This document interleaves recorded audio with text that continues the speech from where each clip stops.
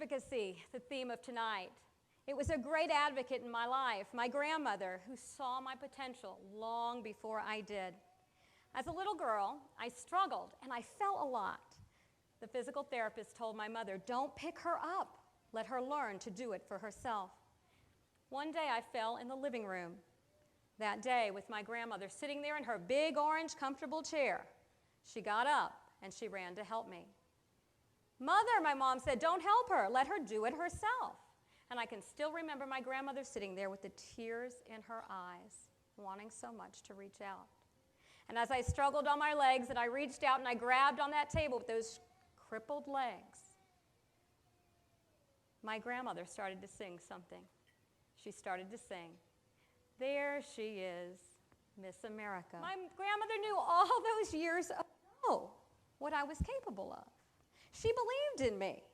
She was my greatest advocate. Her open-mindedness opened doors for me my whole life.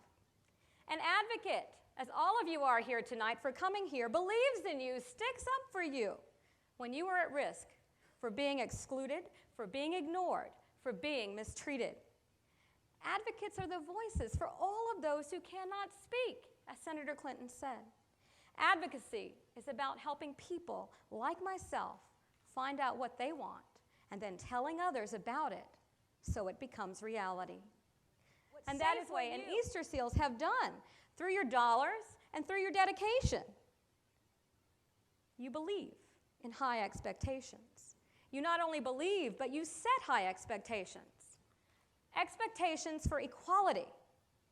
It takes advocates like you to help us get it. Equality, to not have it, is simply not an option. There have been other advocates in my life.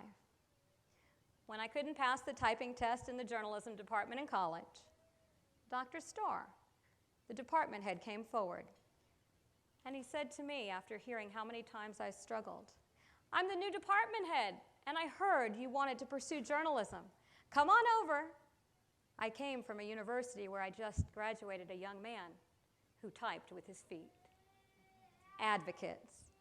When I was employed and facing an assisted living facility at the age of 30, just 9 short years ago, it was the co-founder of the independent living movement for people with disabilities, one of the greatest advocates in this country, then an assistant secretary in the U.S. Department of Education. She reached out to me because she was in a wheelchair herself and was reaching out to corporate America and was reaching out all across this country to find and help people with disabilities. This one lady saved me from a life of pain and a life of poverty.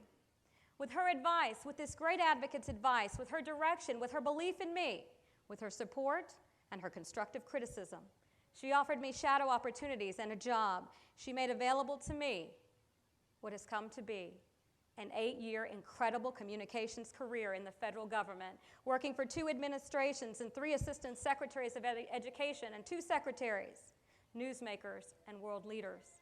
She saw my potential. With all of this, and Safeway will understand this, I share with you a little secret.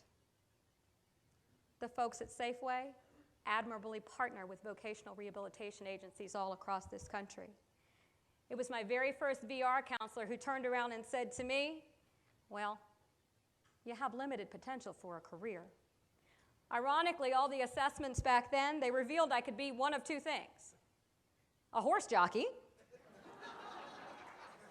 or a secretary who filed papers. And then I give you the biggest secret. The biggest secret is that 8 years ago, I was diagnosed as unable to work. Because so many people that have advocated for me, I have learned to advocate for myself in the communities and for jobs. A year or 2 ago, I have an example here that exemplifies why we need to continue to advocate. I was traveling through Columbus, Georgia as Miss Wheelchair America. The airport was shut down due to weather, and they had to bus every passenger to the Atlanta Hartsfield Airport. There was one problem about busing this passenger. There was no accessible bus. The next flight didn't arrive for 6 hours, and they struggled really hard to figure out what they would do with me. Inappropriately, they brought me an ambulance. That was their solution. And then when I turned the ambulance down, they brought me the next best solution. The solution was a white horse trailer a white horse trailer. And I know Miss Wheelchair America and the parade wave, but you know, that just wasn't appropriate for me. And as a self-advocate, I said no. And the Washington Post magazine picked up this story, and it made headlines. And it was one of your previous award winners and one of your previous advocates, Steny Hoyer, who reached out to me and wrote me a note. And he said, keep advocating for people with disabilities. He saw the story. He understood why we fight for people with disabilities and why we realize that even though we won the battle with ADA 16 years ago, we don't have a lot of guarantees unless we as advocates get behind the laws. So here I am tonight, dressed for success because of what you do, speaking to you with the dignity and freedom that Steve mentioned, with quality health care because of people like Senator Clinton and Congressman Dingell.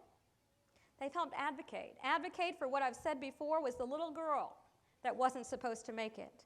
I now am able to give back to society because people like you, corporations, have believed in me and said, okay, let's see. If we invest in her, let's see what she'll give back.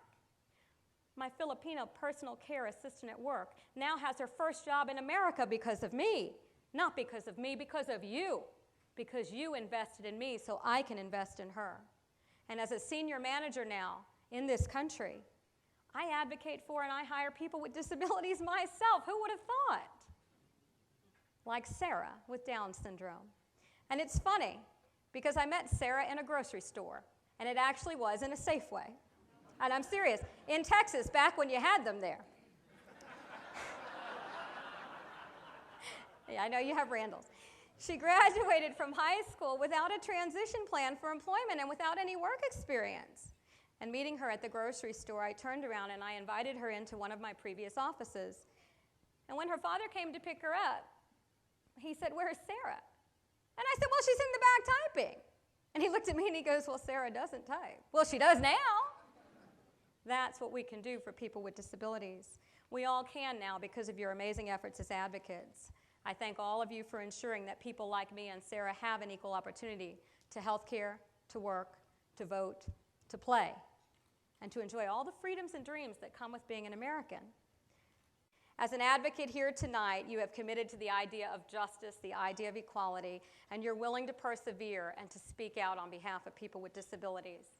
And I say that while we've made a lot of progress in this country and the climates are clearly changing, your advocacy and your voices are still needed. Only 35% of us are employed. Thank you for realizing we have potential, for realizing, as Safeway does, that even with visual, cognitive disabilities, all kinds of disabilities, and in the wheelchair, we can still climb the corporate ladder. Working and advocating for people with disabilities, we can continue to dispel the myths that my friend still saw.